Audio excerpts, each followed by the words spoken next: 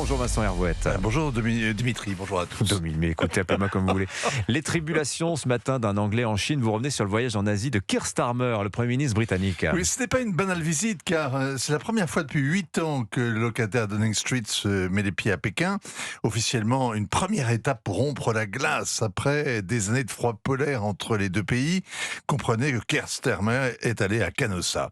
Alors en voyage, il ressemble un peu à Mr Bean. Il a commis toutes sortes d'impairs. Au Japon notamment, où il a fait étape, on ne sait pas trop pourquoi, peut-être pour faire les soldes. Il ne savait absolument pas où mettre les pieds, ni les mains d'ailleurs. Madame Sanae Takaichi, la nouvelle première ministre, a dû réfréner ses assauts. Elle n'apprécie pas trop visiblement les accolades.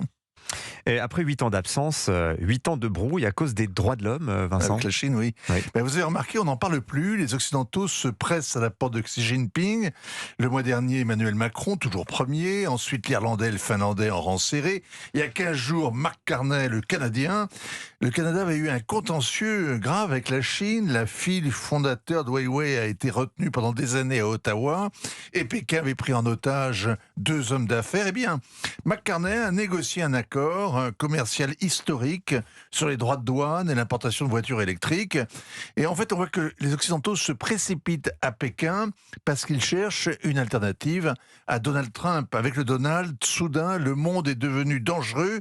Et comme l'Amérique n'est plus un parrain sur lequel se compter, il est urgent de stabiliser la relation avec les Chinois, de trouver des accords limités, de tenter de tirer profit de ce marché gigantesque. Il s'agit surtout de ne pas mettre tous ses œufs dans le même panier.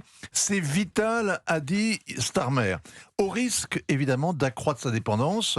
Le laboratoire britannique AstraZeneca, vous vous souvenez, AstraZeneca était du voyage et il va investir 15 milliards de dollars dans les 4 ans qui viennent. De quoi renforcer évidemment la domination des Chinois sur la pharmacie, un secteur parmi d'autres. Mais l'heure est à la diversification, tous azimuts. L'Union européenne vient d'officialiser un accord avec le Vietnam et comme le Canada, de signer un accord de libre-échange avec l'Indonésie. Bon, revenons à Keir Starmer. Est-ce qu'il a obtenu ce qu'il voulait à Pékin ? Il était tout fier d'annoncer, avant de remonter dans l'avion, des progrès sur les droits de douane sur le whisky. Et que les honorables parlementaires de la Chambre des communes, interdits de séjour pour avoir critiqué la déportation des Ouïghours, pourraient retourner en Chine.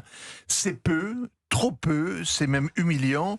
Le Britannique fait tout pour amadouer Xi Jinping. Il autorise la construction d'une méga ambassade juste en face de la Tour de Londres, ce qui affole les services de sécurité.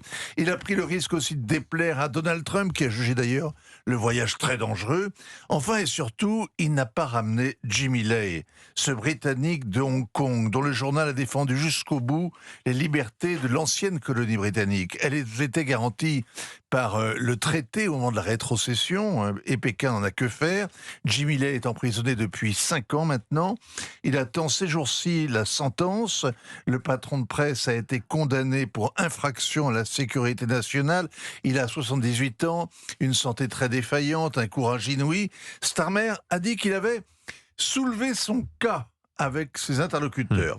Il l'a soulevé sans aucun doute. Il l'a surtout laissé tomber. Signature Europe 1, ainsi va le monde. Merci beaucoup Vincent Hervouette.